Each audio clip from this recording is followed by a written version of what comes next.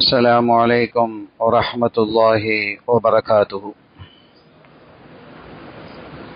حمدا لمن خلق الإنسان وعلمه البيان، والصلاة والسلام على رسول الله وعلى آله حزب الله وأصحابه جند الله، وبعد. وقد قال الله تعالى في القرآن العظيم والفرقان المجيد: أعوذ بالله من الشيطان الرجيم، بسم الله الرحمن الرحيم. إن الدين عند الله الإسلام. يا أيها الذين آمنوا قوا أنفسكم وأهليكم نارا وقودها الناس والحجارة. சங்கைக்குரிய அல்லாஹுவின் நல்லடியார்களே, எல்லாம் வல்ல அல்லாஹுவின் பேரருளும் நபிகள் நாயகம் ஸல்லல்லாஹு அலைஹி வஸல்லம் அவர்களது நல்லாசியும் நம் அத்தனை பேர் மீதும் நிலவுமாக. அல்லாஹும் அவனது ரசூலும் எந்தெந்த காரியங்களை எடுத்து நடக்க வேண்டும் என்று நமக்கு கட்டளையிட்டுள்ளார்களோ அவை அனைத்தையும் எடுத்து நடக்கவும், எவைகளை தவிர்த்து நடக்க வேண்டும் என்று உத்தரவு பிறப்பித்துள்ளார்களோ அவை அனைத்தையும் தவிர்த்து நடக்கவும் ஆரம்பமாக எனக்கும் உங்களுக்கும் நான் வசியத்து செய்து கொள்கிறேன். அல்லாஹ் தௌஃபீக் செய்வானாக. ஆமீன். சங்கையான பெருமக்களே, இன்றைய ஹுதுபாவினுடைய உரை பிள்ளைகளை கையாளுவது என்ற தலைப்பின் கீழ் இன்ஷா அல்லாஹ் அமையும். தியாக திருநாளாகிய சையதுனா இப்ராஹிம் அலைஹிஸ்ஸலாம் அவர்களினுடைய தியாகத்தை நினைவு கூறும் உலுஹியா பெருநாள் நேற்றைய தினம் நம்மை கடந்து சென்றிருக்கிறது. ஷாஃபி மذஹபினுடைய பிரகாரம் நேற்றும் இன்றும் நாளை மறுநாளும் நாம் இந்த உலுஹியா என்ற பலியிடுதலை கொடுத்து கொள்ள முடியும். ஹனபி மذஹபை சார்ந்தவரை இன்றும் நாளையும் நாளை மறுநாளும், ஆக இன்றும் நாளையும் தான், நாளை மறுநாள் அவர்களுக்கு அல்ல, பிறை 11, 12 அவர்களுக்கு இந்த உலுஹியா கொடுக்கக்கூடிய நாள் நிறைவு பெற்றுவிடும். இந்த நாட்களில் நாம் ஏழை எளியவர்களை கவனத்தில் கொண்டு அவர்களுக்காக இந்த இறைச்சிகளை தாராளமாக வழங்க வேண்டும். அதன் மூலமாக ரப்புல் ஆலமீன் அல்லாஹ் நமக்கு ஏற்பட்டிருக்கக்கூடிய சோதனைகளை நீக்கி, சங்கடங்களையும் நோய் நும்பலங்களையும் அகற்றி நல்வாழ்வு வாழ்வதற்கான வளமான வாழ்வை அல்லாஹ் நம் யாவருக்கும் வழங்கிடுவானாக. அருமையான பெருமக்களே, இன்றைய ஹுதுபாவினுடைய உரை பிள்ளைகளை கையாளுவது என்ற தலைப்பின் கீழ் அமையும் என்று குறிப்பிட்டோம். எல்லாம் வல்ல ரப்புல் ஆலமீன் அல்லாஹ் ஜல்ல ஷானஹு வ தஆலா அவன் தன்னுடைய அருள்மறையாம் திருக்குர்ஆன் ஷரீஃபில் குறிப்பிடும் பொழுது, யா அய்யுஹல்லதீன ஆமனு, ஈமான் கொண்டவர்களே, கூ அன்ஃபுஸக்கும் வ அஹ்லீக்கும் நாரா, உங்களையும் உங்களுடைய குடும்பத்தாரையும் நரகத்தை விட்டும் நீங்கள் பாதுகாத்துக் கொள்ளுங்கள். வகூது அன்னாசு வல் ஹிஜாரா, ஏன் தெரியுமா?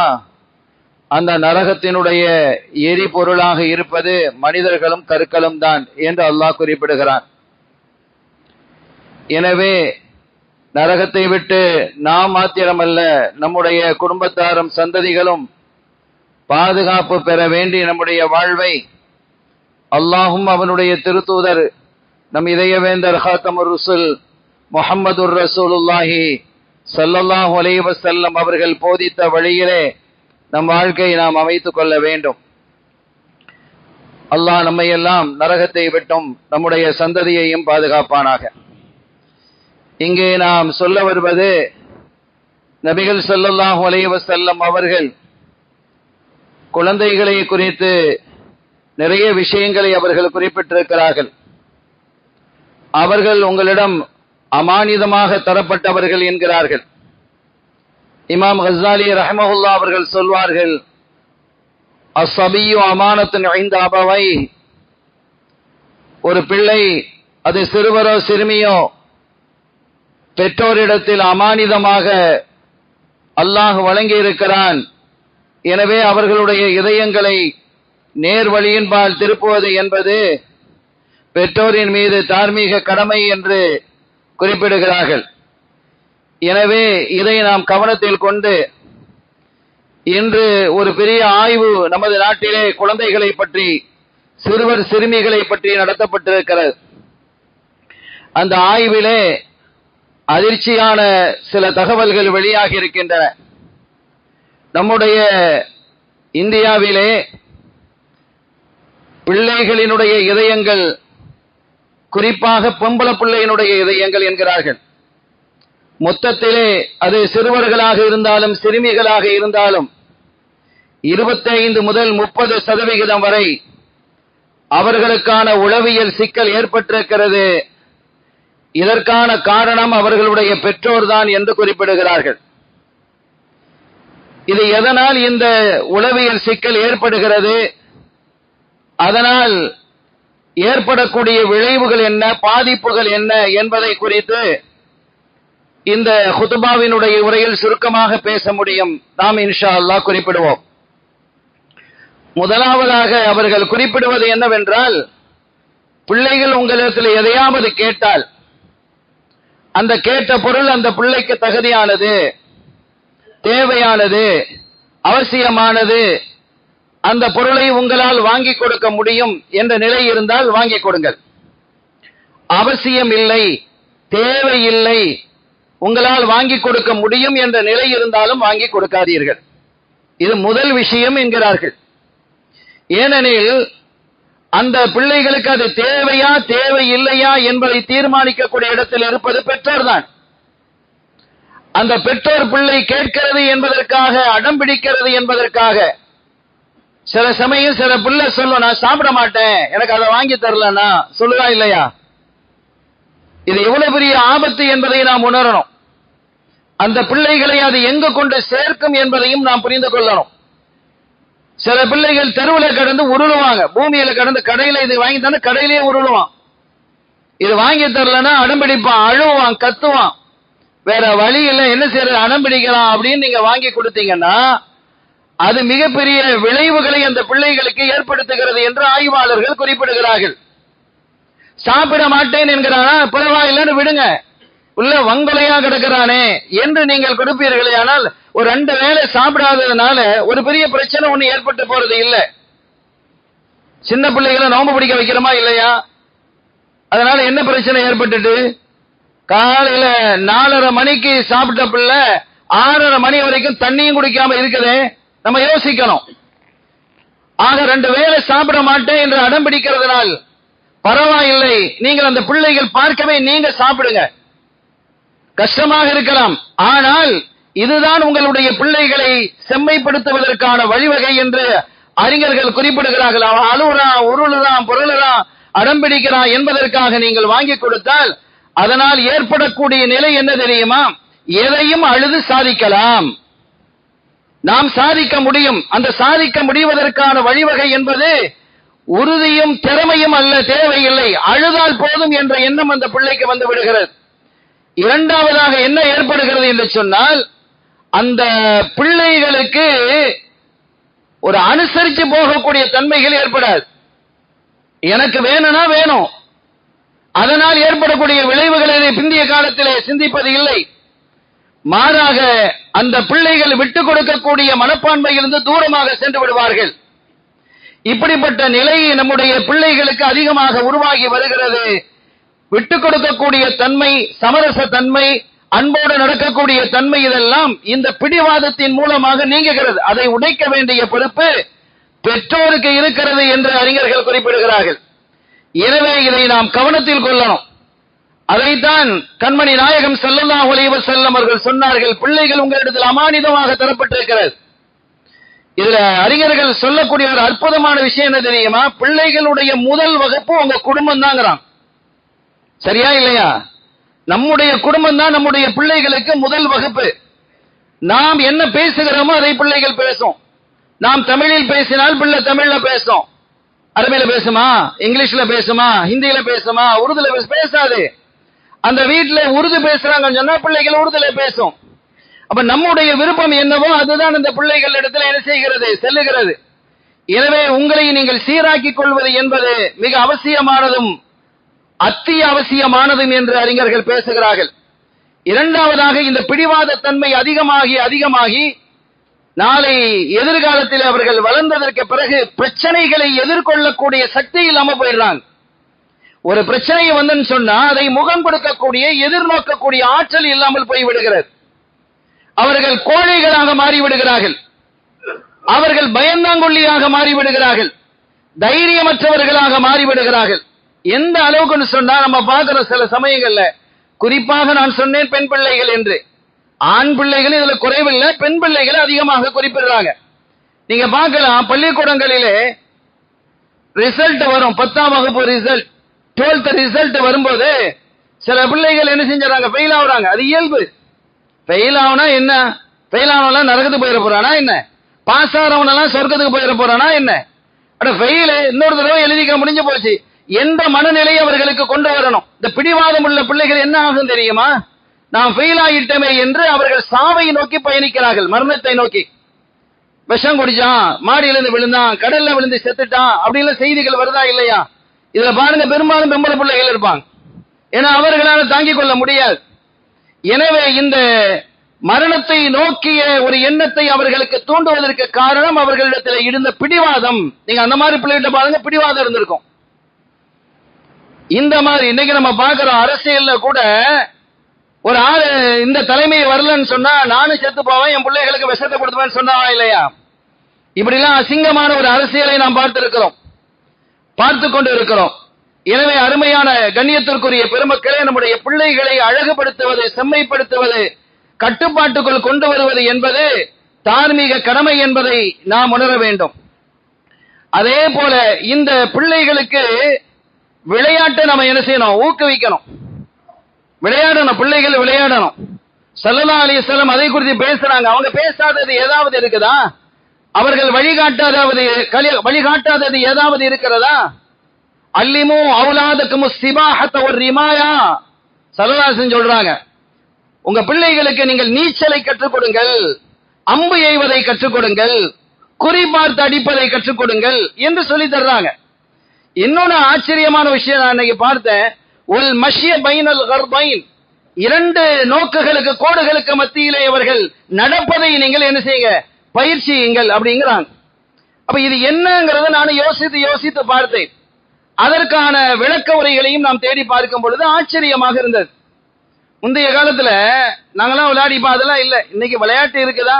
விளையாடுறது இல்ல, விளையாட்ட பார்க்கறது இருக்கு. போன்ல பாக்குறான், டிவியில பாக்குறான். விளையாடுவது என்பது குறைந்து விளையாட்டை பார்ப்பது என்பது அதிகமாகிவிட்டது. இது பிள்ளைகளினுடைய உடல் கூறுகளை அது பாதுகாக்கும்.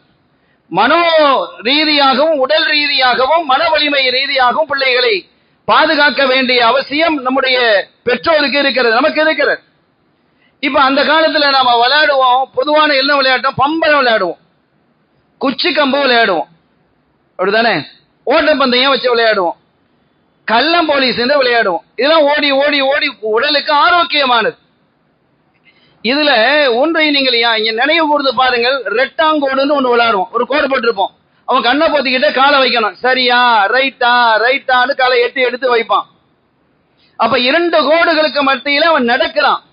இப்ப ஸல்லல்லாஹு அலைஹி வஸல்லம் அவர்கள் சொல்றதை எண்ணி பாருங்க, ஒல் மஷ்ய பைனல் கர்பைன், இரண்டு எண்ணங்களுக்கு, இரண்டு நோக்கங்களுக்கு மத்தியிலே நடப்பது, அல்லது கோடுகளுக்கு மத்தியிலே நடப்பது, அப்பவே சொல்லி தந்திருக்கிறாங்க. அப்ப நம்ம ஆபாக்கள் நமக்கு இந்த ரெட்டாங்கோடு அந்த கோடுல படிச்சு தந்தது சும்மா இல்ல, ஒரு வெறும் விளையாட்டு போக்கல். அது ஹதீது என்பதையும் ஸல்லல்லாஹு அலைஹி வஸல்லம் வழிகாட்டுதல் என்பதையும் பார்க்கும்போது நமக்கு ஆச்சரியமாக இருக்கிறது. நம் பெருமக்களினுடைய அந்த ஆய்வுகளும் அவர்களினுடைய கற்றுத்தந்த அந்த வழிமுறைகளும் நம்மை அதிசயப்படுத்துகிறது, ஆச்சரியப்படுத்துகிறது. எனவே இந்த மாதிரி விளையாட்டுகளை நீங்க என்ன செய்யுங்க, விளையாட பழக்குங்க. அப்படிங்கிற ஆரோக்கியமான விளையாட்டா இருக்கும். இன்னைக்கு எங்க விளையாடுறாங்க பிள்ளைகள்? விளையாடுவது என்பது குறைந்து போய் விளையாட்டை பார்ப்பது என்பது அதிகமாக இருக்கு. சரி, அது என்ன மாதிரி விளையாட்டை பார்க்கிறான்? நிறைய இந்த கேம் சென்டர் நிறைய வச்சிருக்கிறாங்க. நீங்க பாக்குறீங்களா இல்லையா? கேம் சென்டர்னு சொல்லி இந்த பெரிய பெரிய டிவி மாதிரி வச்சுக்கிட்டு இதை வச்சுட்டு அப்படியே தட்டுறது ஊத்துறது, அதுல அங்க ஓடுவான் அங்க ஓடுவான் அதெல்லாம் வருது. நீங்க அதுல பெரும்பாலும் நம்ம பிள்ளைகள் என்ன விளையாடுறன்னு பாருங்க.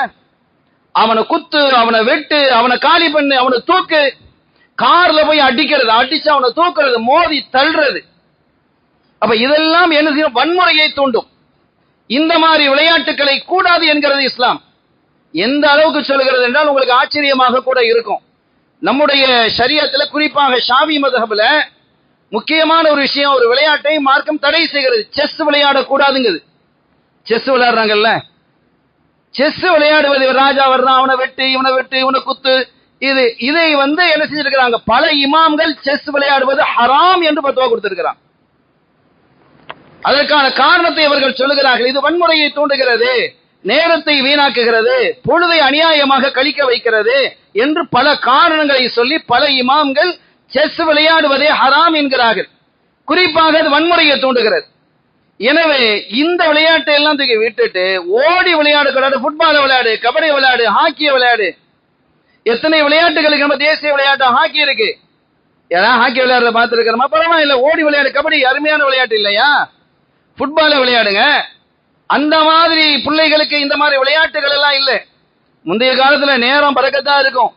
ஸ்கூல் 4:10 விடும். இன்னைக்கு அப்படிதான் இருக்கு நினைக்கிறேன். 4:10 ஸ்கூல் முடியும். முடிஞ்சு அசர தொழுவோம்.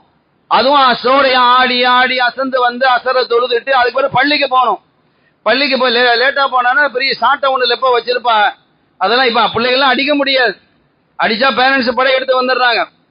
அப்படியான நிலைமை இருக்கு. சில பேரண்ட்ஸ் விதி விலக்கா இருக்கிறாங்க, இல்லைன்னு சொல்லல. பிள்ளைகளை கை வைக்க முடியல, அடிக்க முடியல. நம்முடைய ஷரியத்திலேயே ஒவ்வொரு வீட்லையும் ஒரு பிரம்பு இருப்பது சுன்னத்துன்னு இருக்கு, தெரியுமா? ஒவ்வொரு வீட்லயும் என்ன செய்யணும்? ஒரு பிரம்பு வைக்கணும். அந்த பிரம்பு வைப்பது சுன்னத்துன்னு இருக்குது ஹதீஸ்ல. எனவே அந்த காலத்துல இவன் லெப்பையெல்லாம் அடிப்பாங்க, பயந்து போய் உட்காருவோம். நம்ம வாப்பா அம்மா அம்மா சொன்னா அவன் பெரளி பண்ண அவனு கண்ணை மட்டும் விட்டுட்டு முகத்துல மட்டும் அடிக்காதீங்க, மற்ற இடத்துல உரிச்சு எடுங்கம்மாங்க. இன்னைக்கு அப்படி அடிச்சேன்னு சொன்னா லெப்பைய உரிச்சு எடுத்துருவாங்க. ஸ்கூல்லயும் அப்படிதான் நடக்குது. ஸ்கூல்ல என்ன சொல்றாங்க? என் பிள்ளை அப்படி பண்றான் இப்படி பண்றான், நான் ரிப்போர்ட் பண்ணேன்னு சொல்லாதீங்கிறாங்க. பிள்ளைகளுக்கு அஞ்சக்கூடிய ஒரு காலமாக மாறிவிட்டது. எனவே இந்த நிலைகள் எல்லாம் மாறி இந்த பிள்ளைகள் விளையாடக்கூடிய விளையாட்டை அழகான விளையாட்டாக மாற்றி கொடுக்கணும். குறிப்பாக இளைஞர்கள் இருந்தால் அதை நீங்கள் கவனத்திலே கொள்ள வேண்டும் என்று சொல்லுகிறேன். இது போன்ற விளையாட்டை நீங்கள் விட்டு விடுங்கள். மார்க்கம் விரும்பலைன்னா விட்டுறணும். மார்க்கத்துக்கு பிறகுதான் நம்ம தாய் தந்தையர், அதற்கு பிறகுதான் நம்முடைய உற்றார் உறவினர்கள். எனவே மார்க்கத்துக்கு மேல ஒண்ணு இல்லை. மார்க்கம் என்றால் அல்லாஹ் ரசூல். எனவே அவர்கள் என்ன சொன்னார்களோ அதையே நம்முடைய வாழ்வியலாக கொண்டு வரணும், அது விளையாட்டாக இருந்தாலும் சரி. எனவே இப்ப அந்த விளையாட்டுலாம் எப்படி இருக்குது? கேம் விளையாடுறன்னு சொன்னா அவன் காரை கொண்டு அதுல மோதுறான், அவனை வெட்டுறான், இவனை குத்துறான், அங்கிருந்து பாஞ்சு வர்றான், இங்கிருந்து பாஞ்சு வர்றான், இவனை குடலை உருவுறான். இதுதான் விளையாட்டாக இருக்கிறது. ஆபத்தான விளையாட்டுகள். அதுல பிள்ளைகள் ரசித்து ரசித்து அந்த இரக்கம், கிருபை, கருணை என்பது அவர்களுடைய இதயங்களை விட்டு நீங்கி விடுகிறது. எனவே இந்த நிலையில் இருந்து நம்முடைய பிள்ளைகளை பாதுகாக்க வேண்டிய அவசியம் அதுக்கு உண்டு. அதே மாதிரி சில இடங்கள் இருக்கு, சில மதரசாக்கள் இருக்கு, நம்ம பார்க்கிறோம். மதரசுல் ஹாமிதியா இருக்குது, மதஹுல் ஆபிதீன் இருக்குது. அதே மாதிரி பெண்களுக்கு எடுத்துக்கிட்டா முஹியுதீன் மதரசான் இருக்குது, முஹியுதீன் மக்தபன் இருக்குது, மாதிகர் ரசூல் இருக்குது. இதெல்லாம் நம்முடைய பிள்ளைகளுக்கு அனுப்பணும். இப்ப அனுப்புறதுக்கு நேரம் இல்லை. பிள்ளைகளை அனுப்புறதுக்கு பெற்றோருக்கு நேரம் இல்லை. ஏன்னா அதெல்லாம் அனுப்பும் போது, அந்த மாதிரி இடங்களுக்கு அனுப்பும் போது அந்த பிள்ளைகளுக்கு இல்மு கிடைக்கிறது, பக்குவம், ஒழுக்கம், தன்மை கிடைக்கிறது. அருமையான கசீதாக்களை படிச்சு கொடுக்குறாங்க. செய்ததுனா ஆயிஷா நாயகி நம்முடைய அம்மா சொல்றாங்க பாருங்க. காலத்து ஆயிஷா ரலியல்லாஹு தஆலா அன்ஹா அல்லிமு அவுலாதக்கும் ஷிஅர தஅதீபு அல்சினதஹும். உங்களுடைய பிள்ளைகளுக்கு நல்ல அழகான பாடல்களை படித்துக் கொள்ளுங்கள், அது அவர்களுடைய நாவை இனிமைப்படுத்தும். நாவுக்கு இனிமையான அழகான பாடல்களை படிச்சு கொடுங்க. அப்படி இல்லைன்னு சொன்னா இவன் என்ன செய்வான்? கண்டகடிய வாயில நுழையாத, அது தமிழா என்னதுன்னு தெரியாத பாடல் இந்த பஸ்ல போகும்போது கேட்கிறோமா இல்லையா? தவிர்க்க முடியல. பஸ்ல அப்படி காட்டு கத்து வைக்கலாம். வாயில வந்த பொருள் என்ன கேவலமான அசிங்கமான பாடல்களாக இருக்கிறது. எனவே இதையெல்லாம் மாற்றி அமைப்பதற்கான அமைப்புகள் நம்ம ஊர்ல இருக்கத்தான் செய்யுது. ஆனா அதை பயன்படுத்தக்கூடியவர்களுடைய எண்ணிக்கை என்ன செஞ்சிருச்சு? குறைந்து போய்விட்டது. அதே மாதிரி இன்னொன்றையும் நாம் குறிப்பிடுவோம். இப்ப சில பொழுது இப்ப இன்றைய காலத்துல என்ன செயல் இருக்குதோ அந்த செயலுக்கு தகுந்தவாறு நாம வளைஞ்சு போகலாம், தப்பு இல்லை. அது சரியத்துக்கு முரண் இல்லாம இருக்கணும். இன்றைய காலத்துல ஒரு புதிய ஒரு விளையாட்டு வந்திருக்குது, பரவாயில்ல, அது ஆரோக்கியமானது, ரைட்டு, சரியத்துக்கு முரண் இல்ல, சரி, பிரச்சனை இல்லை.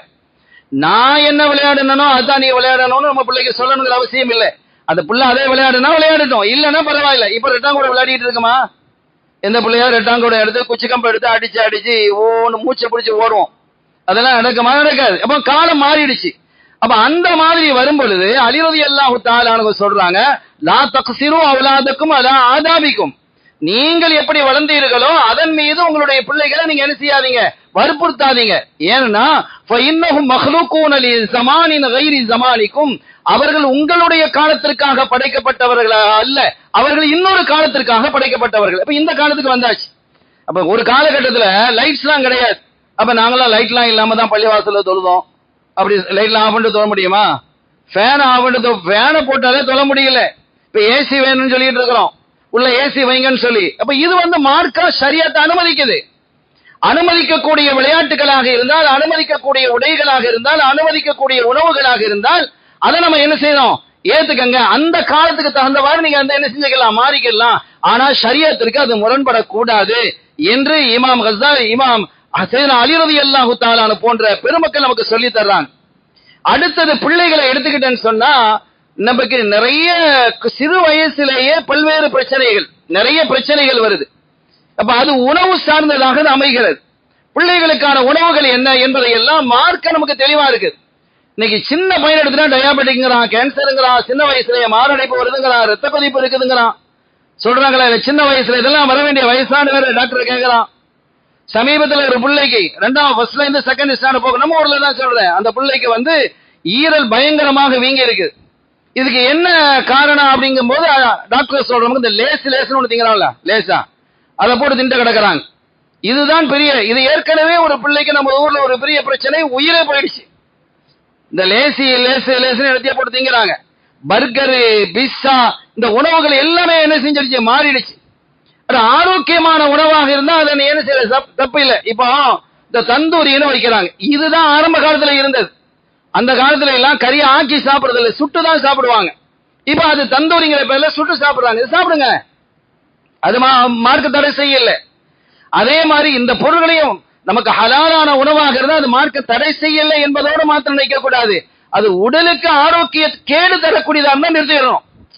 ஒரு பொருள் இப்ப உதாரணமா சீனி மார்க்கம் தடை செய்தா இல்ல, டயபெட்டிக்காரன் சாப்பிடலாமா? சாப்பிடக்கூடாது, அவர் தடை செஞ்சு கிடணும் இல்லையா?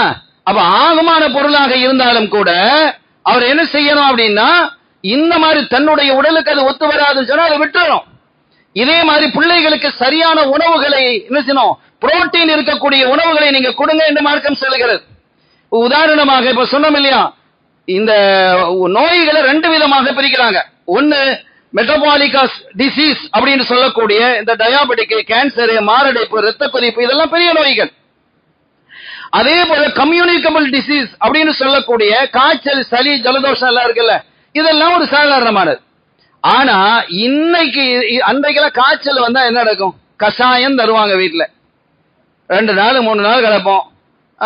ஒரு கடிதத்தை ஸ்கூலுக்கு I am suffering from fever அப்படின்னு சொல்லி ஒரு கடிதத்தை எழுதி இப்போ அனுப்பிட்டு வீட்டுல ஜாலியா என்ன செய்ய இருக்கிறது. அம்மா என்ன செய்வா, என்னத்தையாவது போட்டு தருவா, அது தோசையை சுட்டு தருவா, இட்லி சுட்டு தருவா, அது தின்ட்டு காப்பியை குடிச்சிட்டு கஷாயத்தை குடிச்சிட்டு கஷாயம் கசக்கிறது வானான்னு சொல்லுவான், ஆடம் பிடிப்பான், வாயில சங்க வச்சு ஊத்துவான், இதெல்லாம் நடக்கும். அப்ப உடனே ஆஸ்பத்திரிக்கு போறது இல்லை. இப்ப என்ன செய்யறது அப்படின்னு கேட்டா, அந்த கம்யூனிகபிள் டிசீஸ் ஏற்பட்டாலே பயப்படுறாங்க, டாக்டரே பயப்படுறான், பின்னால என்ன நோய் இருக்குமோ அப்படின்னு பயப்படுறான். அந்த செக்கு இந்த செக்கு, அதை எடுத்துட்டு வா, இதை எடுத்துட்டு வா, இன்னும் எவ்வளவு செலவுகள் மாத்திரமல்ல சிரமங்கள். இது டாக்டர் நம்ம குறை சொல்ல முடியாது, உண்மையிலேயே அப்படி இருக்குது. பிள்ளைகள் என்ன செஞ்சுட்டாங்கன்னா அப்படி வளர்க்கப்பட்டாங்க, அந்த உணவுகள் கெடுதியான உணவுகளை சாப்பிட்டு சாப்பிட்டு அப்படி பல்வேறு நோய்களுக்கு அந்த பிள்ளைகள் என்ன சின்ன வயசுலயே ஆளாகி விடுகிறது. எனவே இப்ப பிள்ளைகளுக்கு இந்த புரோட்டீன், உடலிலே நல்ல வலிமையான புரத சத்துக்களை அதிகப்படுத்த வேண்டியது அவசியம். நல்ல உணவுகளை நீங்க கொடுங்கிறது மார்க்கம். இப்போ சாதாரணமாக என்ன ஆயிடுச்சுன்னு சொன்னா, இந்த சின்ன பிள்ளைகளும் கூட, இளம் வயதாக இருக்கக்கூடியவர்களுக்கு கூட சில லேசான குளிரை தாங்க முடியல, லேசான வெயில தாங்க முடியல அப்படிங்கிறான். நம்ம 60 வயசை கடந்து போயிட்டாங்க, 70 வயசை கடந்து போயிட்டாங்கன்னா வயசனுடைய பிரச்சனை சொல்லலாம். 25 வயசு இருக்கிறான், 20 வயசு இருக்கிறான், 18 வயசு ஓடி ஆடக்கூடியவன் குளிருதுங்கிறான், சின்ன இத சின்ன ஒரு குளிர் வந்தாலும் குளிருங்கிறான், அதே மாதிரி சின்ன வெயிலையும் தாங்க முடியலங்கிறான். அப்ப காரணம் என்ன அப்படின்னா அவனுடைய உடலிலே புரதச்சத்து குறைவாக இருக்கிறது.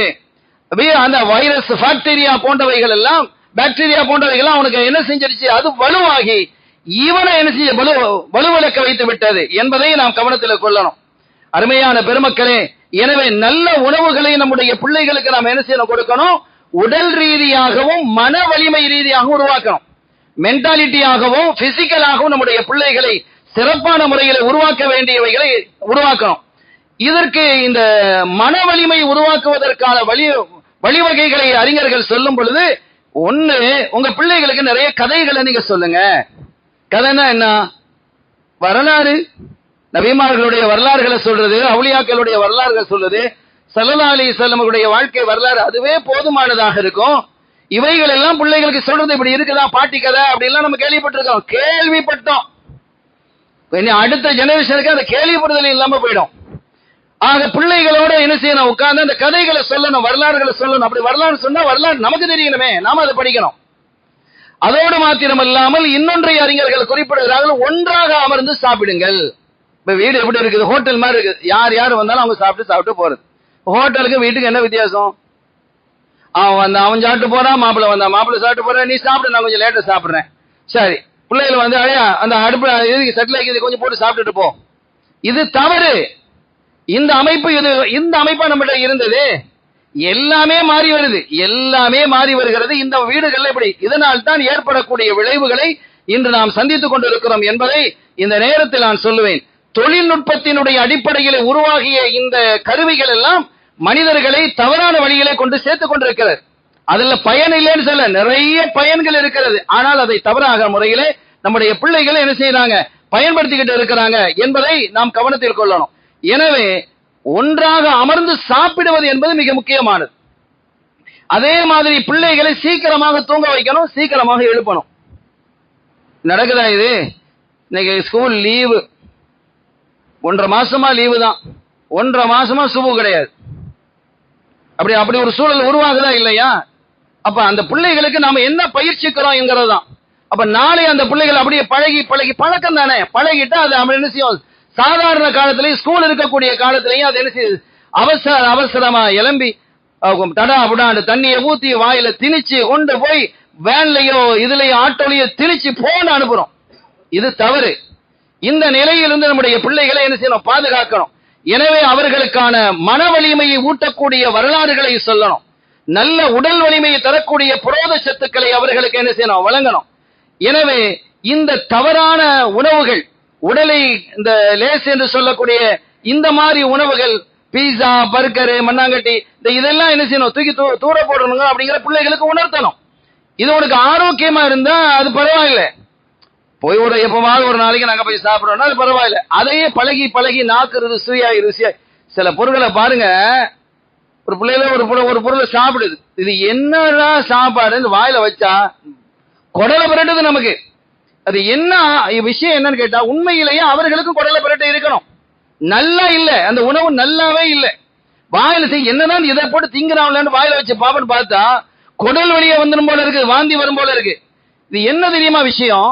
ஒரு பிள்ளை என்ன ஆடை அணிய வேண்டும், ஒரு பிள்ளை என்ன உணவு உண்ண வேண்டும், எது ருசியாக இருக்கும் அப்படிங்கறத மீடியா தான் கத்துக் கொடுக்குது. இப்போ அந்த மீடியால படிச்சுட்டு வந்து பிள்ளைகள் போன்லயே கிடக்குறாங்க இல்லையா, எல்லாம் தனிமையா போயிடுச்சு. அவன் ஒரு போனை வச்சுக்கிட்டு, இவன் ஒரு போனை வச்சுக்கிட்டு, இவன் தெருக்கல்ல அப்படியே உட்கார்ந்து சில இடங்களுக்கு பார்த்தா மதரசாக்களுக்கு வெளியிலையும் கூட அந்த பிள்ளைகளை போனை வச்சு அப்படி வெளியில மாசம் முடிஞ்சதோட போனா கொண்டு வந்து வெளியில ஆளுக்கு ஒரு பக்கம் உட்கார்ந்துருக்கான். முந்தையெல்லாம் கூட்டு சேர்ந்துதான் விளையாடுவான், கூட்டு சேர்ந்தவனா போவான், தோளுக்கு மேல கையை போட்டுட்டு தோழன்னு சொல்லிட்டு போயிட்டே இருப்பான். வீட்டுக்கு கூட்டிட்டு வருவான், என் தோழம்மா அப்படிமா, அவனுக்கு ஏதாவது பண்ண கொடுறா, இப்படி எல்லாம் நடக்கும். இதெல்லாம் எங்க இருக்கு? எல்லாம் மாறி போய்விட்டது. எனவே நல்ல உணவுகளை அவர்களுக்கு கொடுக்கணும். தனித்தனியாக அமர்ந்து அவர்கள் மொபைலில் ஈடுபடக்கூடிய நிலையிலிருந்து அவர்களை மீட்டெடுக்க வேண்டும். முடியுமா? என்ன முடியும்? அதற்காக பெற்றோர் என்ன செய்யணும், கொஞ்சம் முழு முயற்சி எடுக்க வேண்டும் என்பதை இந்த நேரத்தில் நான் அருமையாக சொல்லிக் கொள்வேன். அருமையான பெருமக்களே, பிள்ளைகளுக்கு நல்ல உணவுகளை கொடுங்க. புரோட்டீனாக இருக்கக்கூடிய புரதச்சத்துக்களை தரக்கூடிய அந்த உணவுகளை நல்லா கொடுக்கணும். இவன் விளம்பரத்தை பார்த்துக்கிட்டு நல்லா இல்லாத உணவை அந்த விளம்பரத்தின் மூலமாக ஆட்சியை பிடிக்கிறாங்களா இல்லையா? அப்படிலாம் நடக்குது. அந்த மாதிரி காலம் மாதிரி இப்ப விளம்பரத்தின் மூலமாக ஆட்சேபிக்கிற மாதிரியே இப்ப எல்லாம் மாறி ட்ரெண்ட் மாறிடுச்சு.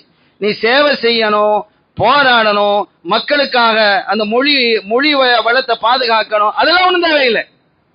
ஸ்டண்ட் அடிக்கணும், நொறுக்கணும், பாந்து அங்கேருந்து வந்து இவர் காப்பாற்றுவாரு. என்ன மாதிரி நிலைமைகள் இன்னைக்கு மனோநிலை பெரியவர்களுக்கு ஏற்பட்டிருக்கு. அப்ப பிள்ளைகளுக்கு எப்படி இருக்கும் என்பதை நாம் உணர்ந்து கொள்ளணும். எனவே இந்த உணவு ருசியானது ஒரு மண்ணுக்கு ஆகாது. அந்த மாதிரி உணவை அந்த விளம்பரத்தின் மூலமாக பல லட்சக்கணக்கான ரூபாய்களை செலவழித்து அது பிள்ளைகளுடைய இதயங்களில் பிள்ளைகள்லாம் ஓடி வந்தது திங்கிற மாதிரி அவன் ஓடி வந்து எனக்கு தான் உனக்கு தான் ஒண்ணுதான் இருக்குதுன்னு உடனே சண்டை போடுற மாதிரி அந்த ஒண்ணுக்காக எனக்கு கிடைச்சிருச்சு அப்படின்னு எனக்கு கிடைச்சிருந்த உணவு இதெல்லாம் பார்த்தோன்னே இது பிள்ளைகள் நல்லா இருக்குன்னு மண்டையில பிக்ஸ் ஆயிடுது. நல்லா இருக்கு அந்த பிள்ளைகளுக்கு. உண்மையிலே அது நல்லாவே இல்லை, உடலுக்கும் நல்லா இல்லை, ருசியும் நல்லா இல்லை. எனவே இதையெல்லாம் நம்முடைய கவனத்திலே கொண்டு வந்து நான் சொல்ல வேண்டிய செய்திகள் நிறைய இருக்கு. ஓரளவு நான் பேசியிருக்கிறேன் என்று கருதுகிறேன். எனவே நம் பிள்ளைகளை வரக்கூடிய இந்த இளம் சமுதாயத்தை இந்த பிள்ளைகளை பாதுகாத்து நேர்வழிப்படுத்த வேண்டிய அவசியம் நமக்கு இருக்கிறது. அதைத்தான் அல்லாஹ் சொன்னான், உங்களையும் நீங்கள் நரகத்தை விட்டு பாதுகாத்துக் கொள்ளுங்கள், உங்களுடைய குடும்பத்தையும் நரகத்தை விட்டு பாதுகாத்துக் கொள்ளுங்கள் என்று ரப்புல் ஆலமீன் அல்லாஹ் ஜல்ல ஷானஹு வ தஆலா சொல்லியதற்கு இணங்க கண்மணி நாயகம் ஸல்லல்லாஹு அலைஹி வஸல்லம் அவர்கள் சொல்லியது போல உங்களுடைய பிள்ளைகள் எல்லாம் உங்களுக்கு அமானிதமாக வழங்கப்பட்டிருக்கிறது. எனவே இந்த அமானிதத்தை நான் சரியா திருப்பி கொடுக்கணுமா இல்லையா அல்லாஹ்விடத்தில் ஒப்படைக்கும் போது, எனவே அதை சரியான முறையில் நீங்க வளர்க்கணும். அன்போடும் கருணையோடும் வளருங்கள். அவர்கள் மீது அடக்குமுறையை நீங்கள் பாவிக்காதீர்கள். அடக்குமுறை அதான் ஹதீஸ்ல வருது. அடக்குமுறையை நீங்கள் பாவித்தால் அது ஒரு காலகட்டத்தில் அது அடக்குமுறையா வளரும். தண்டிக்க வேண்டிய நேரத்தில் தண்டிக்கணும். காலமெல்லாம் அடக்கி வந்தா அது வெடிச்சிடும். அது சம்பந்தமாகவும் அது பேசுகிறது, விரித்து பேசுவதற்கான அவகாசம் இல்லை.